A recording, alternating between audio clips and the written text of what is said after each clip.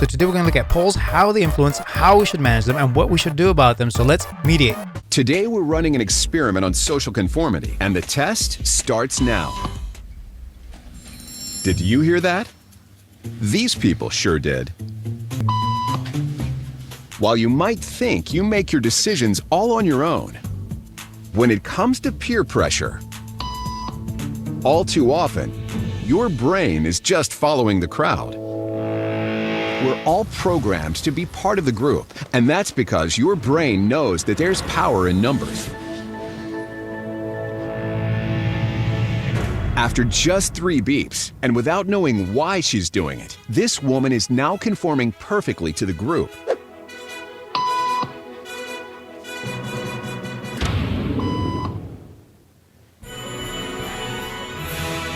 She's now conforming to the rules of the group without them even being there. So what did we learn about conformity? So we have conformity, we have peer pressure.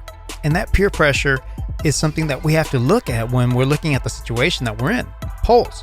Polls tell you all these people are looking at voting in such a manner. They're all in favor of this person or that person or this particular stance. And so in this situation, this gives us a good example of what happens when we see that everybody around us is doing such a thing. Let's keep watching. Conformity is how we become socialized, but it can also cause us to develop bad habits or repeat past wrongs. And it's why even this rebel, who wasn't standing for any of this nonsense, eventually joined the ranks. And the only thing more shocking than seeing how easily conformity affects the way you act is that similar forces are subconsciously shaping the way you think right now. So even that one rebel, the one who said, I'm not doing what everybody else is doing because I don't agree with it, I have no idea why I'm doing this, eventually succumbed. And so that's when we see these polls, we have to keep in mind, number one, they may be in error. Number two, they put them in our face. They repeat them over and over and over for the purpose of being able to fool us into thinking in such a manner. If we know that these polls are not accurate, we know that they really may not reflect what everybody thinks, because there's national polls, there's a whole different type of set of polls. Depending on the type of poll, is going to give us a different perception. And so that being said, when we're looking at something like, let's say, a national poll, that has to do more with a popular vote, for example. That has to do with a nationwide approach, as opposed to our electoral system functions very differently from that. And so the whole point to the polls is to move a population in one direction or the other. Keep that in mind when you're voting. Keep that in mind when you look at these things and whether or not they're influencing your opinion. Make your opinion based on what you know and the facts and what guides you in terms of what's right and what's wrong, and not in terms of the herd. That's the crucial part. Let's continue and see what else happens. You've got to decide which one of these 3 straight lines is the same length as this first card. Take a look for yourself. Think you've got it? Before we reveal the answer, we'll show you where these people stand. I think it's A. It's A. Yeah, I'm gonna go with A. It looks like everyone is going with A. Definitely A. Do they know something you don't? What do you think?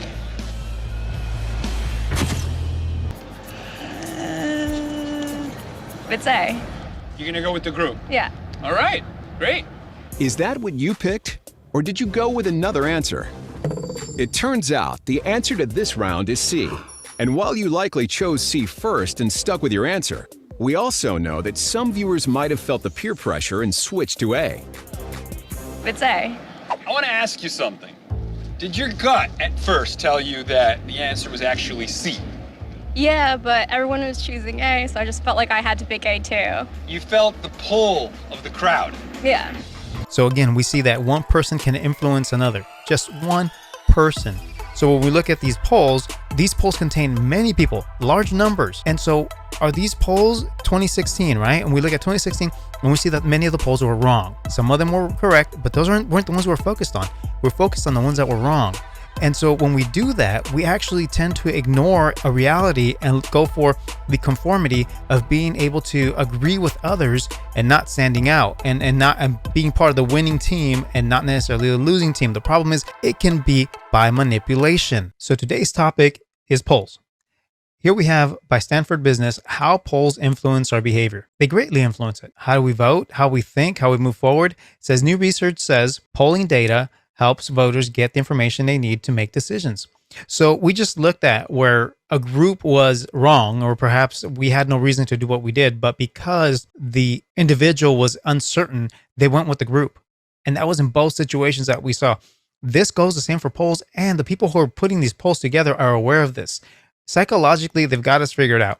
So they know that if a good portion of the population is looking to or thinking of voting in such a manner or thinking in a certain way, a good portion of the population is going to move in that direction. Why? Because it makes sense that everybody's doing this. Therefore, if I don't do that, I may be doing something wrong. So rather than critically think about it, we just go with the flow.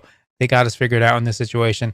And this is from October 30th, 2012. It's not brand new, but it definitely applies because every 4 years we have to deal with this. And so it says a new working paper by Neil Malhotra of Stanford Graduate School of Business and David Boschow. It shows that some voters do in fact switch sides in an effort to feel accepted and to be part of the winning team. We just witnessed that on these videos, and here they're talking about exactly that. But the paper also concludes that greater number of voters are searching for the wisdom of crowds when they evaluate poll results, and that the opinion of experts matters more to them than that of their peers. So here we have a group, a poll, people that we don't know, presented to us by a group of experts that says this is what the people are saying. Again, this is repeated over and over and over and over. I think the hope is to sway an election, although we did find in 2016 that wasn't the case. What is going on? Let's keep reading. The researchers asked a selected group of voters to state their opinions on a variety of real public policy questions and then presented them with fabricated results, poll results on the same topics. When the test subjects learned that a large number of experts favored a position, opinions shifted by 11.3%. That's huge. But the opinions of people like me changed opinions by just 6.2%, while a general poll saying that a majority of people favored one side over the other moved the needle by 8.1%. So why are these percentages important? Well, in an election, and we'll see that in a little bit, a small percentage can totally change the outcome of an election. A 2% difference can make all the difference. 5%, of course, 10%, forget it. And so here we have numbers from 11%, 6%, 8%. If we're being swayed by numbers that may be inaccurate because they're being manipulated by the fact that sometimes these surveys and polls are being put in certain situations, asking specific groups of people, and not necessarily a true random selection, we are going to be influenced by something in a direction that they want us to go. What's interesting is that a good portion of these polls tend to do that. They will come to us as fact, being presented as if this was the case. And during, I want to say it was Truman, that situation ended up backfiring big time. They actually had put in a newspaper, that the opponent had won, when in fact he hadn't. It just was based on these results, these polls. We have to be cautious because we may be manipulated or swayed in such a manner because of numbers and not because of facts or knowledge or wisdom or anything of the fact.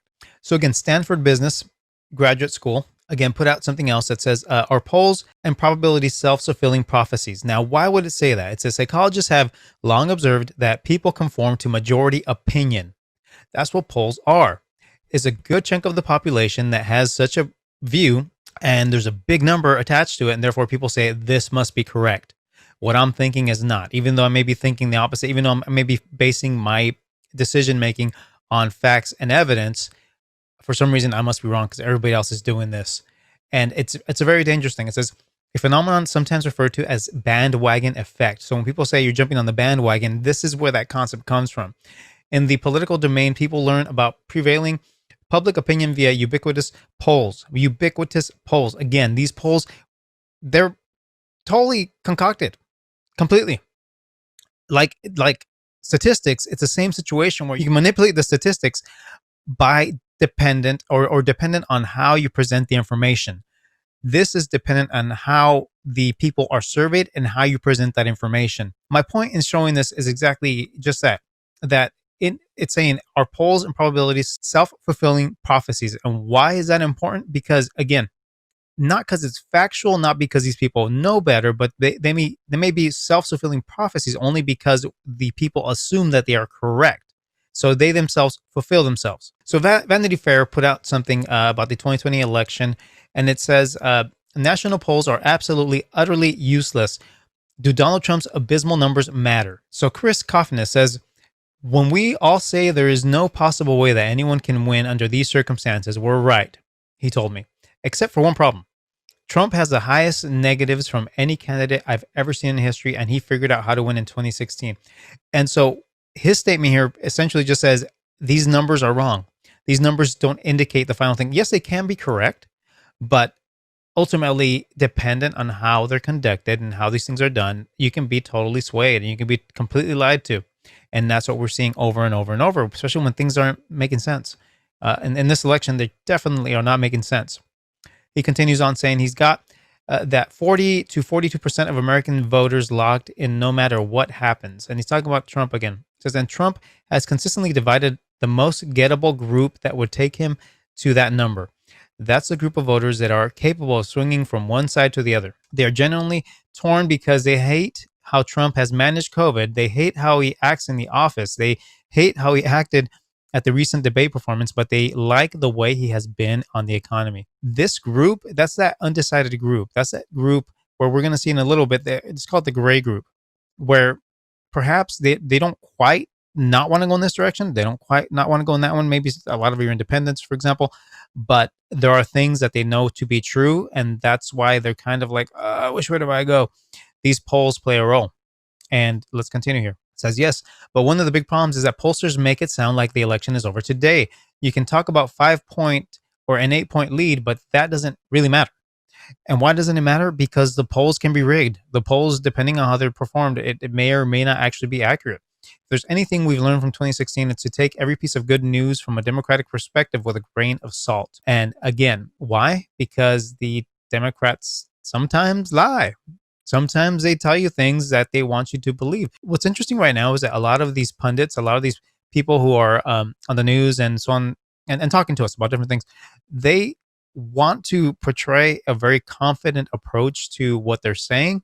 But many times we catch them very anxious and nervous about the news that they're presenting, because I think they know something that we don't. They're presenting one view, and I don't quite believe it. It says polling is as much an art as a science. Unfortunately, some artists are really bad and others ignore the science. So it says, look at the 538 website. They basically look at the poll out there and they come up with a probability model of who is going to win based on that polling. But that model is based on a huge assumption that the polling isn't wrong. Don't believe the hype. Don't believe the hype. Very confident on something that's on shaky ground. Very, very shaky, because it may or may not be accurate, and you can't base everything on that. That's why there were people crying at the last election, because they thought they had it in the bag and they were totally off. Don't.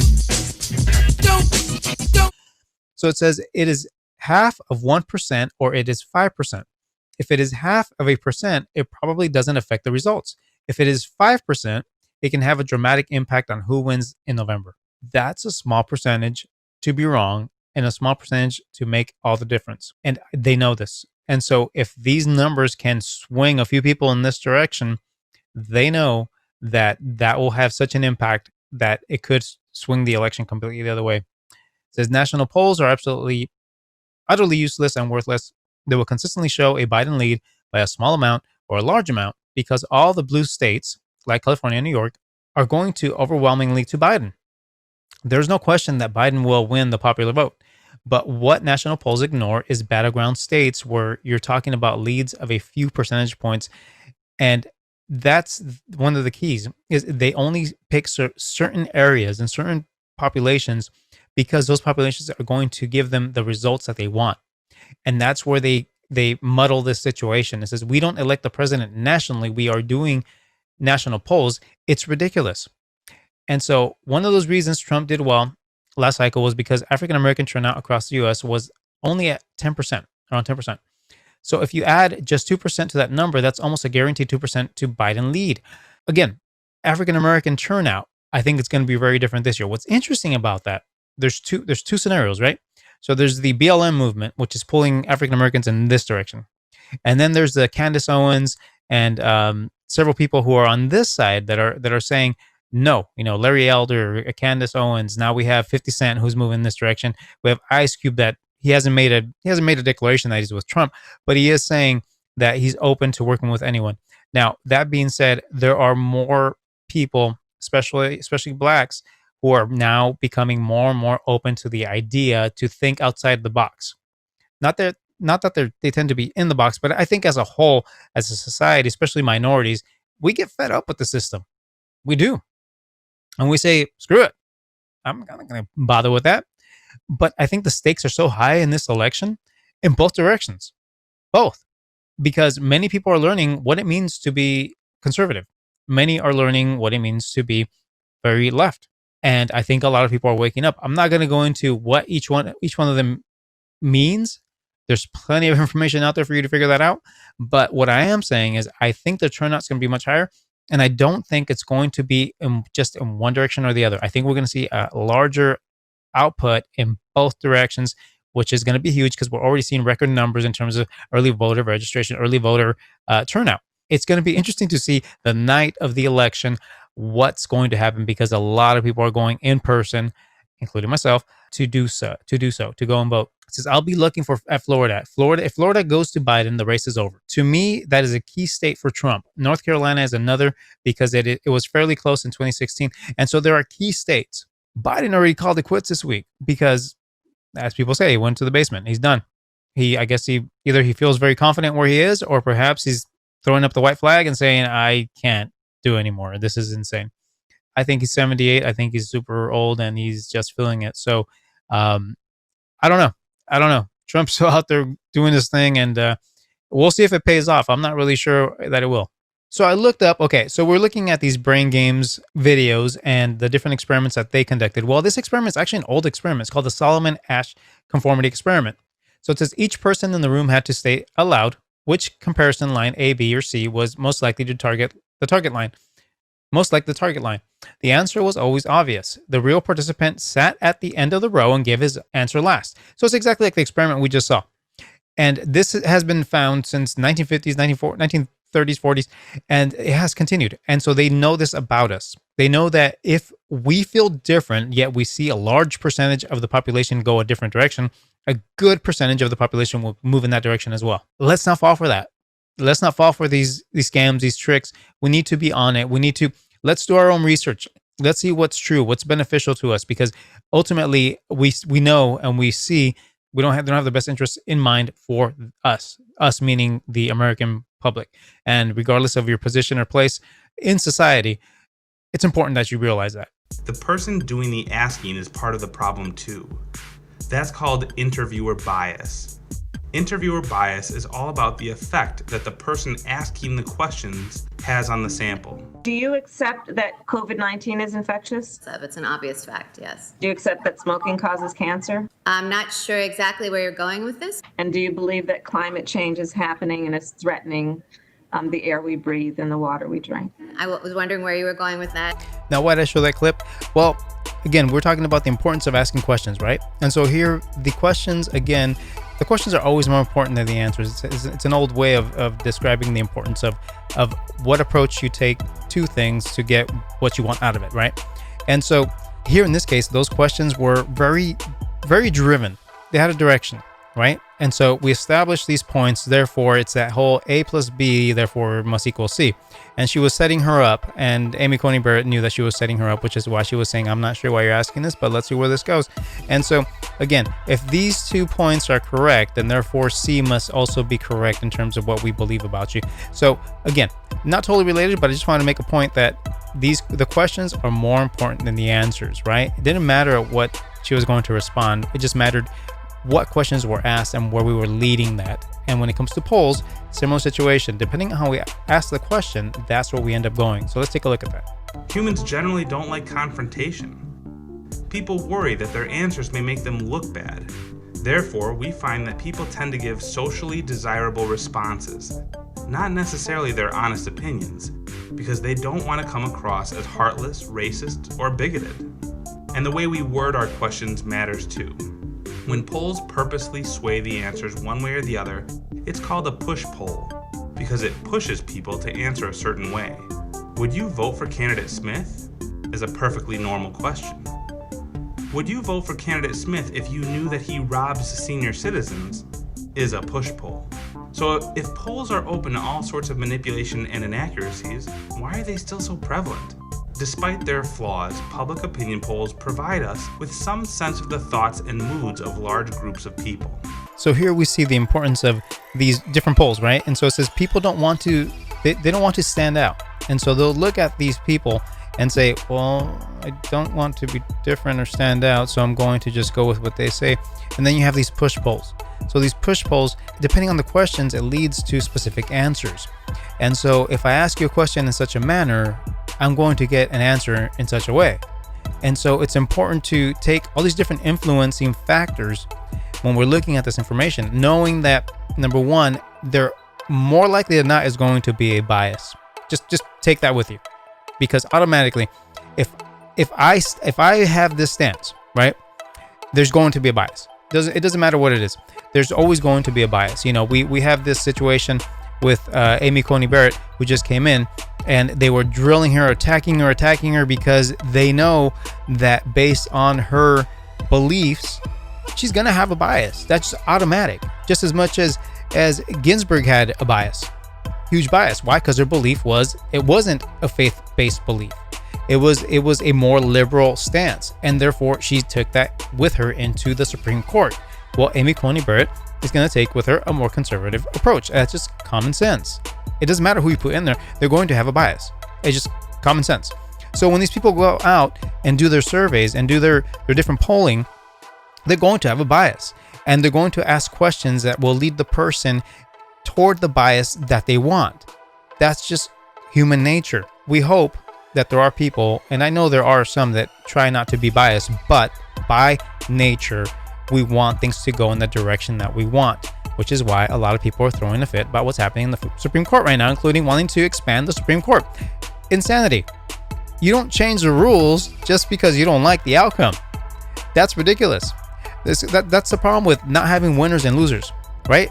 In the past, we used to think, okay, I'm going to play hard. If I lose, I'm going to congratulate the winner and move on because they did a better job than I did. No, now we move the goalpost. We say, okay, you thought you won, but I'm going to move the goalpost. And now by doing that, you lost. Why? Because you never actually made a goal. No, ridiculous, absolutely nuts. That's not the case. So anyway, we have to be mindful of automatic bias. Just interviewer bias. They're just know that it's there. And I'm not talking about to the right or to the left. Either way that you look at it, there's going to be some bias. Now, where there may not be is where they actually do a random count, a random look, right? When they're looking at this randomly, perhaps not. But in the majority of the situations, there's going to be some kind of a bias. Just know that. Kind of thinking is also a big part of observational learning, which is basically learning by watching other people or being influenced by them in other ways. Because you don't need direct experience to learn. You can just pick stuff up through modeling. Not like modeling on the catwalk, I just mean observing and imitating specific behaviors. Of course, we humans learn a lot from modeling. I mean, most of our popular culture is based on it. New slang, skinny jeans, foodie trends, pixie cuts. They're all racing around the globe through observation and imitation. So it makes a lot of sense that social observation shapes behavior, especially in children. Which brings us back to Bobo. Again, the fact that we learn by imitating even when we don't mean to seems pretty intuitive, but until Bandura's famous experiment, it hadn't been studied in a scientific way. Neuroimaging in humans, for instance, has shown that when an individual watches someone else, especially someone whom they relate to, receive an award or score a goal or something, their own brain's reward systems light up vicariously. Italian researchers found this out pretty much by accident in the early 1990s. They were studying signals from key regions in a lab monkey's brain that were associated with planning and doing. Their brain monitoring device buzzed softly when the monkey did something like pick up a piece of fruit and eat it. But one hot day, a researcher came back from lunch licking an ice cream cone and suddenly heard the animal's brain monitor buzz. The monkey was watching him and his brain worked as if he was actually doing the licking. Many scientists suspect that this is the work of a previously unknown type of brain cell called mirror neurons, which fire when a subject both performs an action and when they observe someone else doing it. So I briefly mentioned mirror neurons, and there you go. It's kind of the monkey see, monkey do. That old experiment, the Bobo the Clown experiment, where the kids observed an adult beating the crap out of this little doll, and then the kids came out and then did the same thing. Well, this isn't totally related, but it's related in terms of monkey see, monkey do. People see that other people are doing all this stuff, and therefore they say, might as well do it as well. Plus, on top of that, there's also the neurological effect of which watching something, we actually almost engage in doing it. The brain lights up in terms of as if we were doing it. So by watching this group doing all this, we essentially feel that we are doing it or should do it. And it's really interesting when we take all this into account when we're thinking about why we do what we do. And that's our show for today, guys. So just wanted to introduce you a little bit to how polls work, what's behind them, how they try to manipulate us. That's really the point. The polls, ultimately just depends on where they're doing them, who's doing them, what kind of bias there is, and ultimately just look at the facts. Just look at what's out there. Look at everything. Look at video that's out there of the candidates. Look at the news cycle. Look at all these different things. Make up your mind. Don't listen to all these polls and all this stuff. It doesn't really matter. What matters is what you believe, what you see, what's out there, the facts, and put it all together and then go out there and vote. That's pretty much it. There's a lot of stuff at stake right now. Go out there, vote, and hopefully things go well. So once more, thanks for coming out. Like, subscribe, hit that bell, hit that button, subscribe now, because the more you subscribe, the more I'll be able to put stuff out there and the more you're going to be receiving it. I hope to see you guys again. Thanks for stopping by. God bless.